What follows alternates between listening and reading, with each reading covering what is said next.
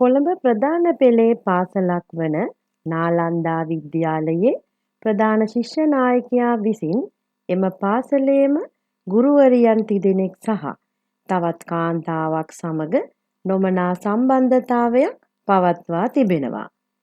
දෙදෙනෙක් ඔහුගේම ගුරුවරියන් වන අතර එක් අයෙක් නාලන්දාවේම ප්‍රාථමික අංශයේ දරුවෙකුගේ තරුණ මවක් හා අනෙක් තරුණිය ඔහුගේ පෙම්වතියයි.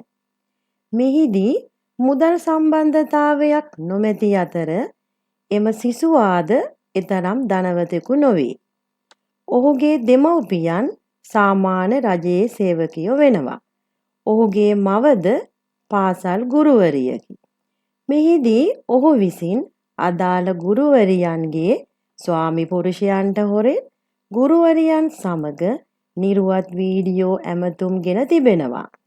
අදාළ ඇමතුම් අතරතුර ඔහු විසින් ස්ක්‍රීන් රෙකෝඩ් කරන ලද වීඩියෝස් ඔහුගේ දුරකථනයෙන්ම ඔහුගේ මිතුරෙකු විසින් ලීක් කිරීම හේතුවෙන් මෙම තොරතුරු සමාජ මාධ්‍යයට නිකුත් වී තිබෙනවා.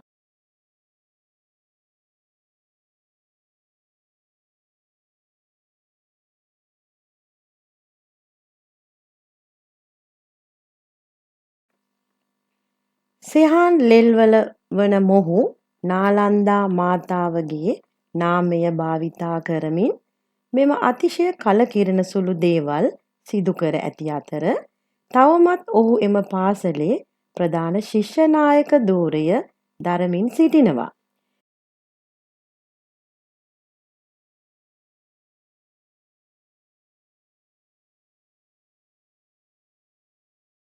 මේ වන විට විද්‍යාලයේ ශිෂ්‍ය නායක මඩුල්ල විසුරුවා ඇති අතර අදාළ ගුරුවරියන්ට එරෙහිව නීතිමය පියවර ක්‍රියාත්මක කරන ලෙස ඉල්ලීම් කර තිබෙනවා.